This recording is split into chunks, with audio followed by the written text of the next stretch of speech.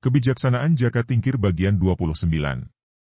Paduka adalah junjungan kami semua, dan sudah banyak yang hamba berempat terima sebagai kurnia Paduka. Oleh karena itu, tidak ada batas bagi kesetiaan hamba berempat.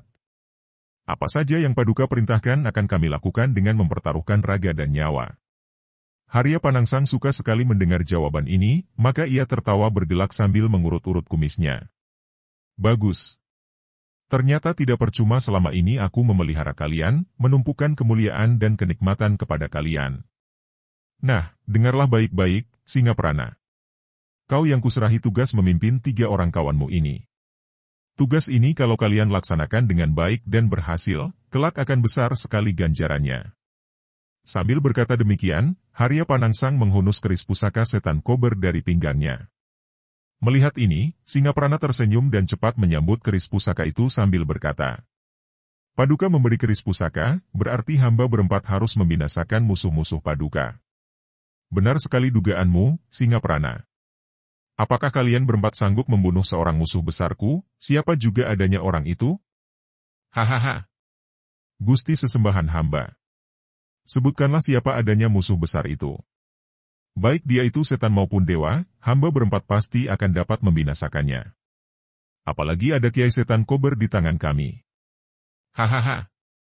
Singaprana tertawa. Bukan setan, bukan dewa, dia itu hanya manusia biasa. Bukan lain adalah Sultan Pajang. Berangkatlah dan bunuhlah dia itu. Berubahlah wajah 4 orang tinggi besar dan kuat-kuat itu mendengar nama Sultan Pajang yang dulu bernama Jaka Tingkir, yang pernah membunuh Ki Dadung Awuk hanya dengan 1 pukulan saja. Yang mengalahkan kerbau yang mengamuk dan bahkan mengalahkan banyak buaya yang mengeroyoknya. Harya Panangsang tentu saja maklum bahwa 4 orang algojonya ini gentar menghadapi Sultan Pajang, maka cepat-cepat ia berkata, Kalau kalian tidak bisa membunuh secara berhadapan, lakukanlah pekerjaan ini secara menggelap. Apa sukarnya membunuh orang satu saja, pula kalian harus ingat, apabila usaha kalian ini berhasil dan kelak aku dapat menjadi raja, kalian pasti akan kuangkat menjadi pembesar-pembesar tinggi, sedikitnya menjadi bupati. Mendengar janji ini, 4 orang itu sampai berkunang-kunang matanya. Menjadi bupati. Bergedung indah, pakaian kehormatan, disembah kanan kiri, berpayung emas. Waduh! Alangkah mulianya dan muktinya. Seorang bekas kepala rampok menjadi bupati. Andai kata masih ada keraguan dalam hati mereka menghadapi tugas berat itu, keraguan itu pasti akan sirna oleh janji muluk ini. Setelah 4 orang itu menerima hadiah uang dan berangkat melakukan tugas mereka, Harya Panangsang tertawa bergelak. Hatinya riang gembira. Awas kau, Jaka Tingkir. Kali ini kau pasti mampus di ujung kiai setan kober. Hahaha. Seperti biasa, kalau lagi bergirang Harya Panangsang suka sekali berpacu kuda. Hi, pengawal, suruh keluarkan si Gagak Rimang dari kandang. Tak lama kemudian, nampak Harya Panangsang dengan sigap dan gagahnya sudah berada di atas punggung kuda yang besar dan kuat sekali, seluruh bulunya hitam mengkilap. Hayo, Gagak Rimang, larilah. Terbanglah. Harya Panangsang membunyikan cambuk. Menarik kendali dan mengeprak dengan kaki. Kuda itu meringkik, berdiri di atas kedua kaki belakang, meringkik lagi lalu melompat dan berlari cepat bagaikan terbang. Sebentar saja nampak hanya titik hitam di antara debu mengebul tinggi. Sayup sampai masih terdengar kaki kuda di antara gelak tawa Harya Panangsang. Nafsu ibarat seekor kuda harus dikekang dan dikendalikan. Baru dapat menguntungkan apabila ia lepas sesuka ia akan meliar tak terkendalikan. Dan kau akan diseret ke jurang kehancuran. Bukan merupakan hal yang mudah untuk dapat memasuki keraton di Pajang, apalagi memasuki kamar sultan. Sampai 3 hari 4 orang utusan dari Jipang itu masih belum berhasil memasuki keraton. Namun mereka adalah bekas perampok-perampok ulung yang tipu muslihat. Akhirnya, berhasil juga mereka menyelinap masuk ke dalam keraton dan bersembunyi di istana yang luas itu, menanti datangnya malam gelap dan saat yang baik. Menjelang tengah malam, Singaprana lalu mengeluarkan ilmunya Aji Sesirepan, yaitu ilmunya para maling yang dipergunakan untuk membuat penghuni rumah tidur nyenyak. Orang biasa yang terkena sirap ini tentu tidur enak dan nyenyaknya. Akan tetapi 4 orang penjahat itu terlalu percaya akan kepandaiannya sendiri, memandang rendah penghuni istana Pajang.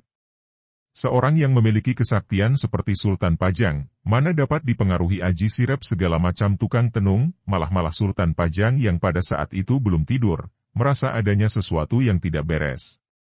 Istri dan para selir serta pelayan sudah tidur pulas, dan Sultan sendiri merasakan sesuatu yang tidak sari-sarinya. Ia tersenyum, dapat menduga bahwa tentu ada orang yang melakukan pekerjaan busuk. Namun dengan penuh kewaspadaan, Sang Prabu malah berpura-pura tidur mendengkur. Jangan dikira bahwa hanya Sang Prabu saja yang tahu akan maksud keji ini, malah ada dua orang pula yang merasakan hal ini.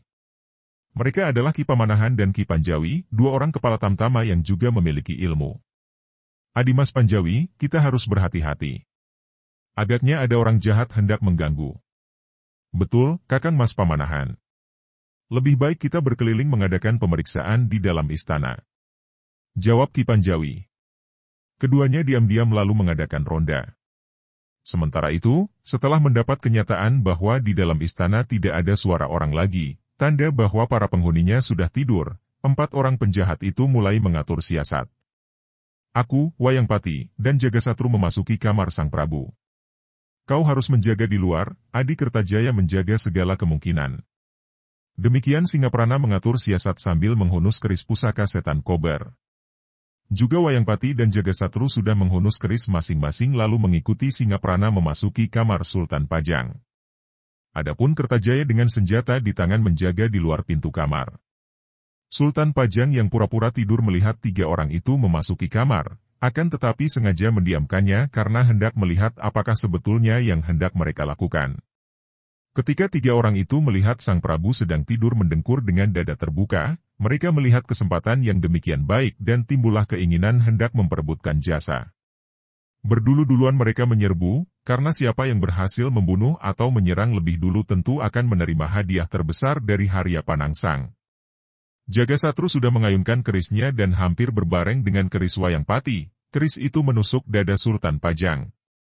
Det! Det! 2 batang keris itu yang ditusukkan dengan sepenuh tenaga, terpental seperti menusuk karet yang kuat, sampai-sampai hampir terlepas dari pegangan Wayangpati dan Jagasatru. 2 orang menggigil tubuhnya dan melangkah mundur. Singaprana yang mengandalkan keampuhan keris pusaka setan kober, cepat meloncat maju dan menggerakkan keris pusaka yang panas dan ampuh itu, maka cepat bagaikan kilat menyambar, selimut yang menutupi tubuh bagian bawah dikipatkan ke atas oleh Sultan Pajang. Wer, bro! Ujung selimut itu menghantam dada 3 orang penjahat tadi yang seketika terlempar ke belakang dan muntah-muntah darah. Dada serasa pecah, kepala pening dan pandangan mata berkunang-kunang. Pada saat itu, di luar kamar terjadi pula hal aneh. Kertajaya sedang menjaga di luar, berdiri dengan keris di tangan dan selalu menoleh ke kanan-kiri. Entah dari mana datangnya ia sendiri tidak melihatnya, tahu-tahu di sebelah kanannya berdiri seorang laki-laki.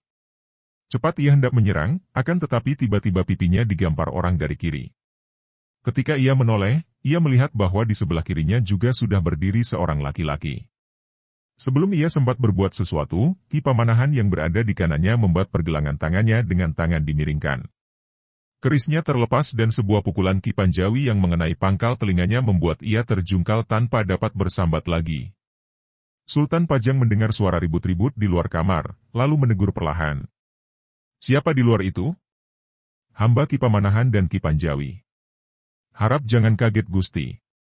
Hamba berdua menangkap seorang penjahat di luar pintu kamar Paduka. Sementara itu, para putri terbangun dari tidur dan semua menjadi kaget ketakutan. Dengan halus Sultan Pajang menghibur mereka dan menyuruh mereka keluar kamar pergi ke ruangan belakang. Kemudian ia mempersilahkan 2 orang kepala tamtama itu masuk menyeret Kertajaya yang sudah setengah pingsan.